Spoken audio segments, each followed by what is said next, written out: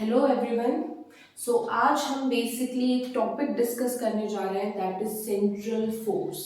ठीक है, आपने ये वर्ड सेंट्रल फोर्स बहुत बार देखा है। बेसिकली हम किसी भी कूलम फोर्स को हम बोलते हैं कि ये एक सेंट्रल फोर्स है। हम ग्रेविटेशनल फोर्स को बोलते हैं कि ये एक सेंट्रल फोर्स है, और हम स्प्रिंग फोर्स को भी बोलते हैं ये एक सेंट्रल फोर्स है। तो basically what is central force, this is the topic. Okay, तो हम पढ़ेंगे सेंट्रल फोर्स के बारे में। तो सबसे पहले तो हम इसका डेफिनेशन देख लेते हैं कि ये सेंट्रल फोर्स होता क्या है। ठीक है, सो central force it is the force that acts on a particle in such a way that it directed towards or away from a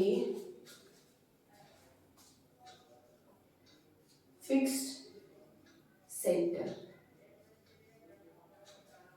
and its magnitude is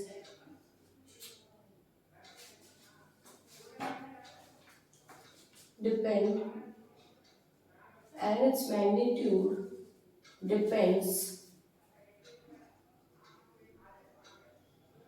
only upon the distance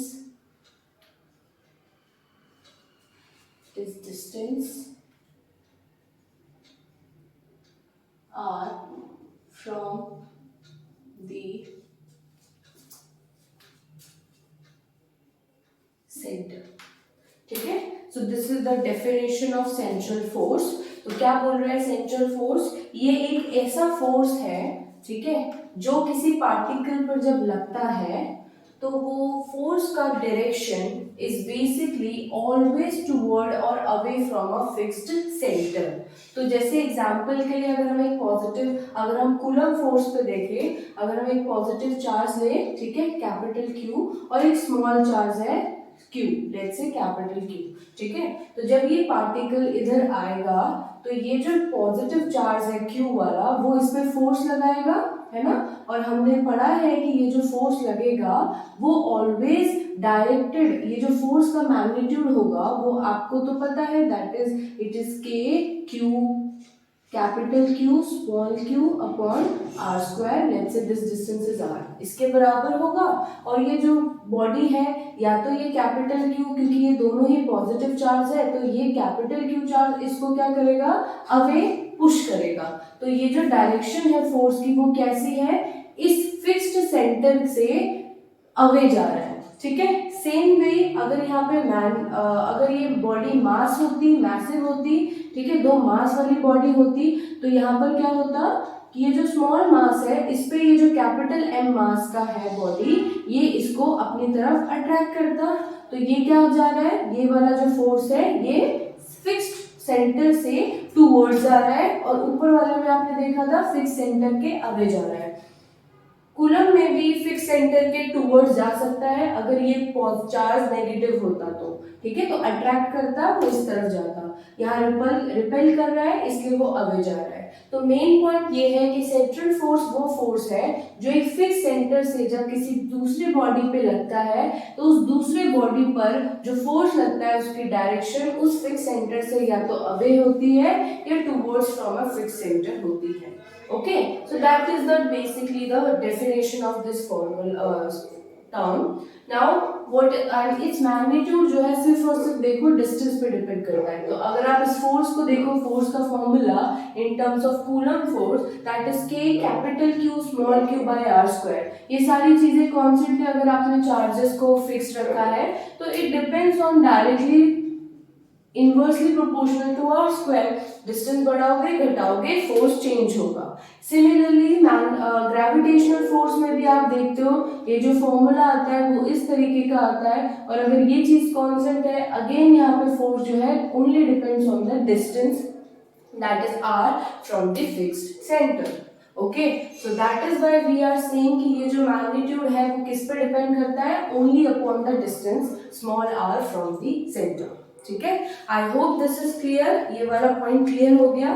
okay, अब हम देखते हैं कि central force की और क्या क्या characteristics हैं.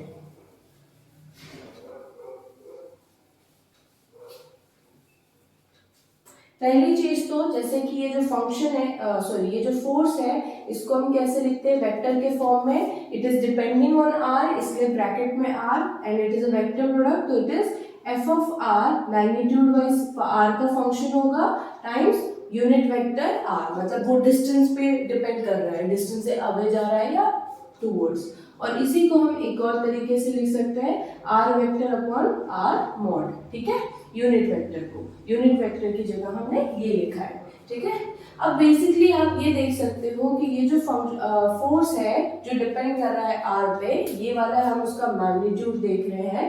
ठीक है, ये उसका मैग्नीट्यूड है, और r यूनिट वेक्टर उसकी क्या बता रहा है, डायरेक्शन, दैट इज अवे या फिर towards from a fixed centre.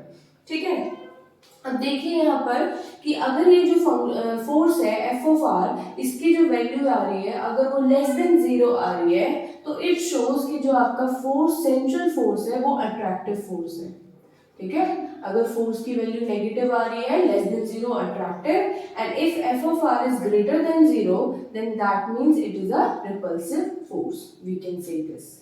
Okay, then the next point is that जो सेंट्रल फोर्स होता है वो ऑलवेज कंजर्वेटिव होता है. Central force is always conservative. ठीक है, कंजर्वेटिव फोर्स वो फोर्स होता है जिसका जो वर्क डन होता है वो पाथ पर डिपेंड नहीं होता है, वो उसके एंड पॉइंट्स पे डिपेंड करता है, स्टेट फंक्शन होता है. ठीक है, जबकि सेंट्रल फोर्स वो फोर्स है, सॉरी सेंट्रल फोर्स सारे ही कंजर्वेटिव फोर्सेस होते हैं. इट मींस कि वो उनका जो वर्क डन है वो पाथ पर डिपेंड नहीं हो रहा है. ठीक है, तो इसलिए हम बोल सकते हैं कि सेंट्रल फोर्स कंजर्वेटिव है. और साथ साथ जो भी फोर्स कंजर्वेटिव होते हैं उनको हम लिख सकते हैं माइनस du बाई dx. ठीक है, ये क्या है, फोर्स का फॉर्मूला है, दैट इज अगर वो कंजर्वेटिव है तो we can say that force is nothing but negative of gradient of potential energy. u यहाँ पर क्या है आपका, पोटेंशियल एनर्जी.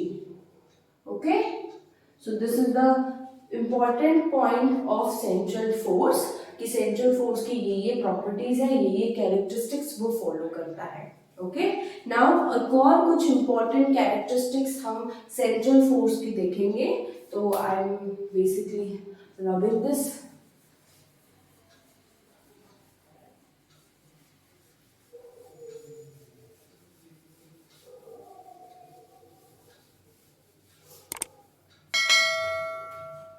सो सम मोर प्रॉपर्टीज देखते हैं, some more properties of a central force. ठीक है, सबसे पहला है सेंट्रल फोर्स की प्रॉपर्टी में that it is that angular momentum is conserve. तो कंजर्वेशन ऑफ एंगुलर मोमेंटम. ठीक है, मोमेंटम, एंगुलर मोमेंटम क्या होता है, कंजर्व. ठीक है, एंगुलर मोमेंटम को किससे डिनोट करते हैं हम, एल से. तो यहाँ पे ये कंजर्व होता है, तो इसको कैसे प्रूव कर सकते हैं, इट इज कंजर्व. तो we can use the torque formula. As you know, torque is nothing but tau is equals to R cross P. ये होता है टॉर्क. ठीक है, अब यहाँ पर सॉरी, हाँ okay, R cross F, sorry मैंने एंगुलर मोमेंटम का लिख लिया था फॉर्मूला. सो ये टॉर्क है, torque is basically R cross F of R. ठीक है, F is a function, sorry F is a force जो कि एक सेंट्रल फोर्स है. अब आप यहाँ पे देख सकते हो कि यहाँ पर क्रॉस प्रोडक्ट किसका हो रहा है, आर का विद फोर्स जो कि आर पे डिपेंड है, जिसका डायरेक्शन भी आर की तरफ होता है. तो अगर आर की डायरेक्शन, आर पोजीशन वेक्टर यहाँ है और फोर्स की भी डायरेक्शन उधर ही है या ऑपोजिट डायरेक्शन में है, ये आर है और फोर्स इस तरफ है, तो दोनों ही केस में आप क्या देखोगे, क्रॉस प्रोडक्ट जीरो हो जाएगा, because cross product is sine, sine का फॉर्म आएगा और साइन यहाँ पर क्या आ रहा है, theta zero and theta is equal to 180 degree. तो इन दोनों ही केस में साइन जीरो या साइन 180 डिग्री जीरो होता है, तो इसलिए आप क्या देख रहे हो कि टॉर्क की वैल्यू आ जाएगी जीरो। ठीक है, अगर टॉर्क जीरो आ गया तो क्या होगा, since you know torque is basically dl by dt, ठीक है, टॉर्क होता है dl by dt। अगर टॉर्क जीरो आ गया तो we can say dl by dt is zero, और अगर dl by dt जीरो है, if dl by dt is zero, तो that means L is constant, change नहीं हो रहा है, एंगुलर मोमेंटम में चेंज नहीं आ रहा है, वो जीरो है, तो that means L is constant, और we can say L is conserved. So that is the point of the that is the property of a central force, कि अगर एक फोर्स सेंट्रल फोर्स है तो उसका एंगुलर मोमेंटम कंजर्व रहता है, ठीक है, वो चेंज नहीं होता है। नाउ नेक्स्ट प्रॉपर्टी देखते हैं इसकी।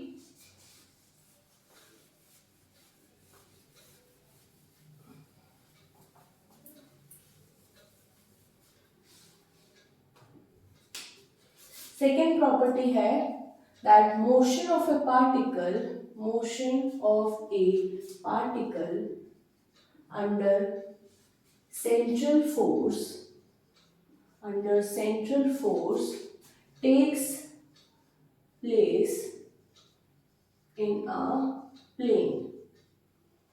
मतलब जो पार्टिकल सेंट्रल फोर्स की वजह से मूव कर रहा है, वो पार्टिकल हमेशा प्लेनर एरिया में ही मूव करेगा, वो अपने प्लेन से डेविएट नहीं होगा, ऊपर नीचे नहीं जाएगा। ठीक है, तो इसको कैसे प्रूव करेंगे,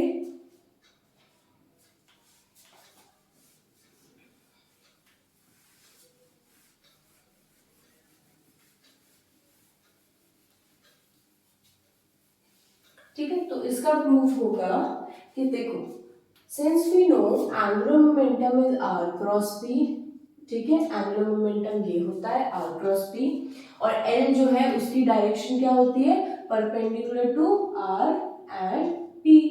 ठीक है, नाउ अब हमें ये देखना है कि क्या ये हमेशा ही परपेंडिकुलर रहेगा एल। तो देखो देखो, अगर हम इसका डॉट प्रोडक्ट ले, आर डॉट एल का डॉट प्रोडक्ट ले, तो क्या होगा, R dot are cross P. ठीक है, ये होगा।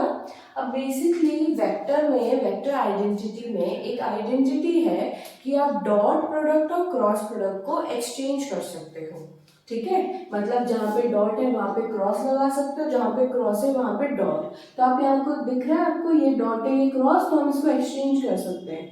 क्यों कर रहे हैं, ताकि हमें जो प्रूफ करना है वो इजी हो जाए। जैसे आप इसको करोगे, यहाँ पे आर क्रॉस आर का, दोनों ही आर का क्रॉस प्रोडक्ट हो रहा है, मतलब आर का ही अगर आप क्रॉस प्रोडक्ट करोगे तो आर आर साइन थीटा लिखोगे, और भाई आर के ही अलॉन्ग में थीटा तो जीरो होता है, तो we can say this terms goes to zero. Okay, और अगर ये जीरो आएगा तो क्या मतलब है कि जब दो डॉट प्रोडक्ट का वैल्यू जीरो आ रहा है, इसका मतलब है इन दोनों पे एंगल कितना बन रहा होगा, 90 डिग्री, तभी तो cos 90 जीरो हो जाएगा और इसलिए आंसर जीरो हो जाएगा। तो इसका मतलब है R and L are basically perpendicular to each other. ठीक है, R and L are perpendicular to each other. इसका मतलब है कि पूरे मोशन के दौरान जो पार्टिकल की पोजीशन होगी, पार्टिकल की जो पोजीशन होगी वो हमेशा एल के परपेंडिकुलर होगी। और जैसे कि हमने लास्ट टॉपिक में पढ़ा था, लास्ट पॉइंट पढ़ा था कि एल जो है कंजर्व्ड है, एल कांस्टेंट है, तो एल तो अपना मैग्नेट अपना डायरेक्शन चेंज नहीं करेगा, सो दैट मींस आर भी यही रहेगा, इस प्लेनर एरिया पे ही रहेगा। ठीक है, तो दैट मींस सेंट्रल फोर्स के ड्यूरेशन में जो पार्टिकल है वो अपना मोशन चेंज नहीं करते, दूसरे प्लेनर एरिया पे नहीं जाएंगे, वो सेम प्लेन पे ही घूमेंगे। ठीक है, now the third last property of a central force, that is areal vector, sorry areal velocity of a radius vector is constant ठीक है। एरियल वेलोसिटी जो रेडियस वेक्टर का है वो कांस्टेंट है। तो एरियल वेलोसिटी से क्या मतलब है, जैसे मान के चलो ये पार्टिकल है जो इस फिक्स सेंटर्स के अलोंग मूव कर रहा है, ठीक है, इन एन एलिप्टिकल पाथ में मूव कर रहा है, ठीक है। तो मान के चलो ये जो पार्टिकल है उसका सेंटर से जो पोजीशन है वो आपका रेडियस वेक्टर आर है, ठीक है।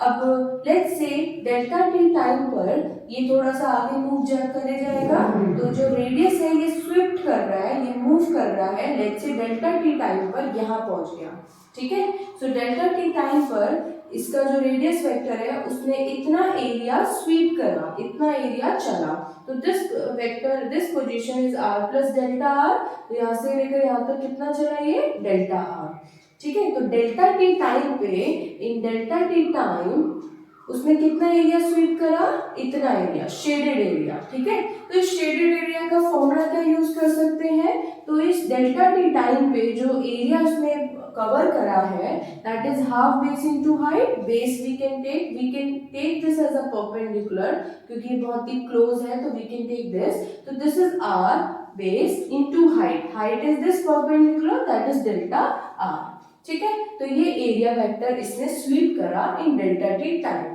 ठीक है। तो अगर हम एरिया वेक्टर को टाइम के रिस्पेक्ट में देखिए तो ये क्या हो जाएगा, half R cross delta R by delta T, ठीक है। Delta R by delta T की जगह हम क्या लिख सकते हैं, हम लिख सकते हैं आर क्रॉस वी, वेलोसिटी है ना, delta R by delta T we can take as velocity V vector. So this is V, okay. अब यहाँ पर क्या करो, दोनों तरफ m से डिवाइड m मल्टीप्लाई कर दो। तो जैसे ही हम m से डिवाइड और मल्टीप्लाई करेंगे तो delta a by delta t क्या हो जाएगा, हाफ 2m, इधर हो जाएगा r क्रॉस mv, ठीक है, ये हो जाएगा। और r क्रॉस mv क्या होता है, momentum, angular sorry linear momentum. So this will be r cross p, ठीक है। अब now this r cross p क्या होता है, एंगुलर मोमेंटम। तो we can say that delta a by delta t is nothing but l by 2m, इसकी जगह l नीचे 2m, ठीक है। तो जो हमारा एरियल वेलोसिटी आ रहा है this is called areal velocity, ठीक है। एरिया पर यूनिट टाइम जो उसने स्विफ्ट करा है उसको ही हम एरियल वेलोसिटी कहते हैं। तो delta a by t, delta a by delta t is nothing but l by 2m। Since mass of the body is constant और l भी कांस्टेंट होगा, फर्स्ट प्रॉपर्टी हमने पढ़ी that l is constant, so we can say that areal velocity sweep by radius vector in delta t time वो same होगा। यही आपकी Kepler की सेकंड लॉ भी था, दैट लॉ ऑफ एरियाज, कि सेम इंटरवल ऑफ टाइम पर particle कहीं पे भी मूव करे अंडर द सेंट्रल फोर्स वो सेम डेल्टा टी टाइम पर सेम एरिया स्वीप करता है, okay. So with this we have ended this topic. To I hope that this topic is clear to you, okay, thank you.